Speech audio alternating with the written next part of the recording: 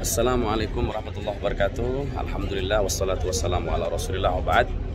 Semoga kisah kita sehat terus, lancar terus, dan semoga terus dalam lindungan Allah Subhanahu wa ta'ala. Dan semoga secepatnya Allah mampukan kita semua untuk datang ke Mekah dan Madinah melaksanakan haji dan umroh. Dan baiklah, untuk kali ini di bawah teriknya matahari saya akan berbagi tentang satu bukit kecil yang ada di lereng Bukit Uhud.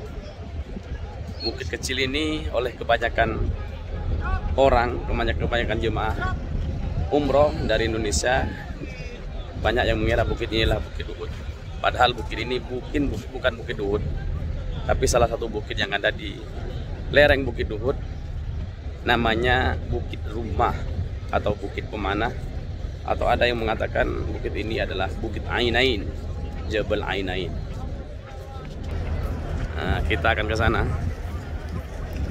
Salah satu bukit yang menjadi bukti sejarah peperangan pada tahun ketiga Hijriah yang terkenal dengan Perang Uhud,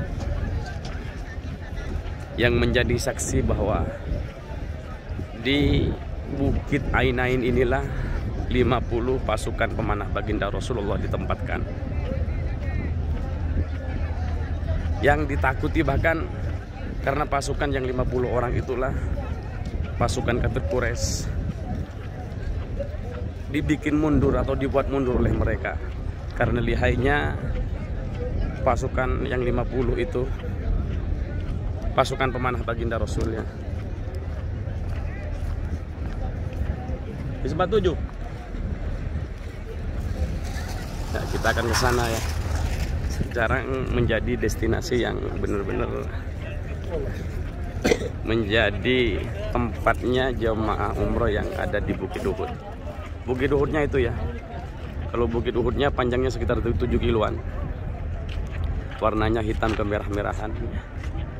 Sekarang saya tidak akan membahas Bukit Uhud, tapi akan membahas bukit yang terkenal Bukit Ainain atau Jabal Rumah, Bukit Pemanah.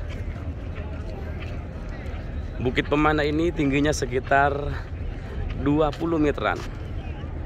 Tingginya sekitar 20 meteran dan panjangnya sekitar 150 sampai 200 meteran. Yang tidak pernah sepi dari pengunjung dari jemaah haji dan jemaah umroh yang datang ke sekitar Bukit Uhud. Dan di sebelah Bukit Uhud ada satu masjid yang dibangun. Masjid ini sekitar 2015, namanya Masjid Syuhada Uhud. Itulah. Jadi disinilah 50 pasukan pemanah baginda Rasulullah ditempatkan, dan oleh Rasulullah sudah diwanti-wanti jangan sampai turun apapun yang terjadi sebelum ada aba-aba dari beliau. Pemimpinnya atau komandannya namanya Abdullah bin Jubair. Abdullah bin Jubair, komandan pasukan pemanah yang ditempatkan di sini. Jangan sampai turun apapun yang terjadi sebelum ada aba-aba dari beliau. Tapi di sanalah juga kita kelihatan kecerdasan dari seorang Khalid bin Walid, strateg perang yang sudah tidak asing lagi di Jazirah Arab pada saat itu sebelum beliau masuk Islam. Khalid bin Walid pura-pura ingin kembali ke Mekah dan pura-pura mengalah.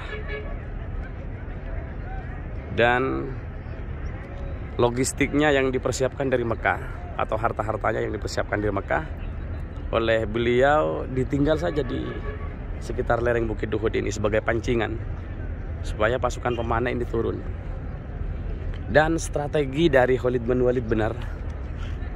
47 pemanah baginda Rasulullah menurut sejarah mereka turun mengambil harta rampasan, dan mereka juga sudah mengira menang karena Khalid bin Walid sudah kembali ke Mekah.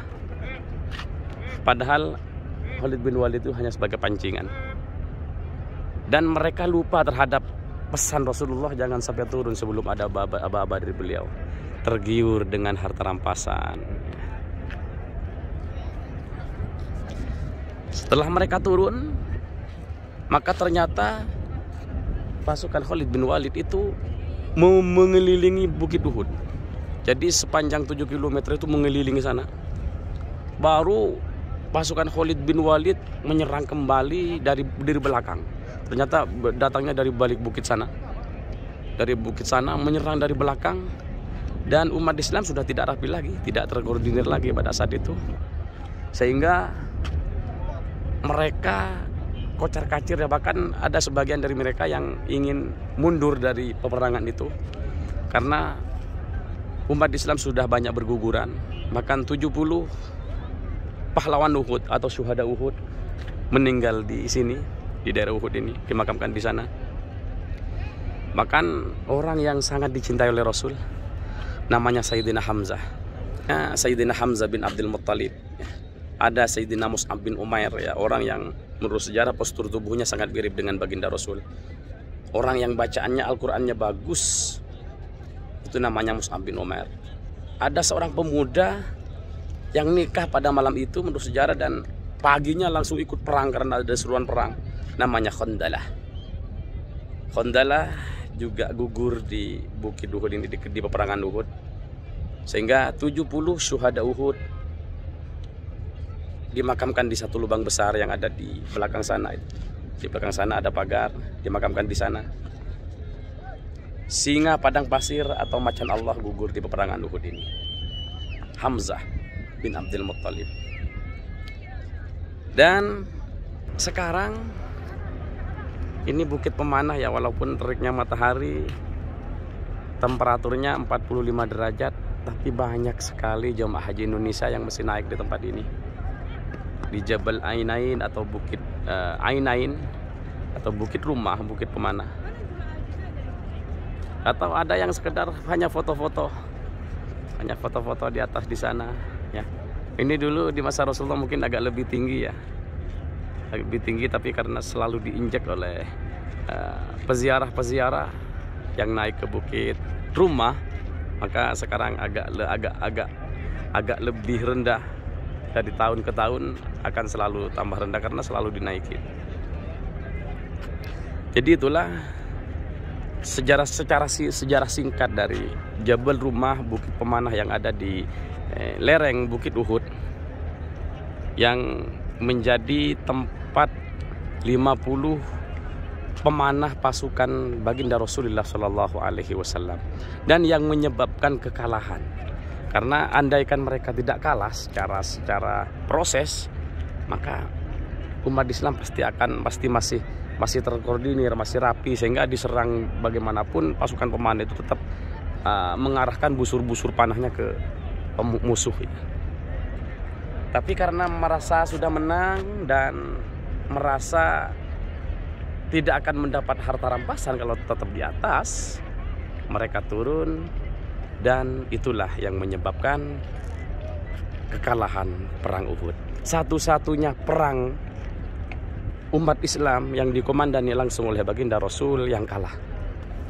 Dan perang ini juga menganggap pasukan orang kafir Quraisy Makkah yang 3.000 orang menang. Yang menang hanya perang Uhud. Dan membalas dendam atas kekalahan perang Badar 1 tahun sebelumnya, yaitu pada tahun kedua Hijriah, perang Badar di daerah Badar. Dan 1 tahun itu menyiapkan dari semuanya, dari logistiknya, dari persiapannya, semuanya disiapkan. Dan benar pada tahun ketiga Hijriah menyerang kembali ke kota Madinah dan dihadapi di Bukit Uhud. Umat Islam 70 orang gugur, dan orang kafir Quraisy menurut sejarah 22 yang terbunuh di peperangan Uhud ini. Jadi inilah Jabal Ainain yang menjadi saksi bisu meninggalnya 70 pahlawan Uhud, dan menjadi saksi Rasulullah di sini sampai giginya patah, dan beliau sampai disembunyikan di belakang sana. Di sana itu ada gua, ya. Beliau disembunyikan di sana karena busur-busur panah banyak yang mengarah ke beliau. Andaikan tidak ada sahabat yang menjadi perisai, yang menjadi penghalang busur-busur panah itu, maka niscaya busur panah itu akan kena ke beliau. Nabi Muhammad Sallallahu Alaihi Wasallam. Sejarah Bukit Uhud ini terjadi pada tanggal 7 kalau tidak salah pada tanggal 7 bulan Syawal pada tahun ketiga Hijriah. Sehingga sampai sekarang peperangan itu terkenal dengan perang Uhud. Dan Jabal Ainain yang menjadi saksinya. Nah, demikianlah para pendengar dimanapun kalian berada. Semoga kalian secepatnya datang ke tempat ini, ke Bukit Uhud ini. Dan yang jelas walaupun mungkin hanya melihat dari video ini, harapannya adalah mudah-mudahan kita semua nanti akan disatukan dengan mereka para syuhada Uhud di surganya Allah Subhanahu wa taala. Terima kasih atas perhatiannya. Semoga sehat terus, lancar terus usahanya, dan semoga secepatnya Allah panggil kita semua untuk melaksanakan haji dan umroh ke Mekah dan Madinah Al-Munawwarah. Sekian akhiran, wabillahi taufiq wal hidayah. Wassalamualaikum warahmatullahi wabarakatuh.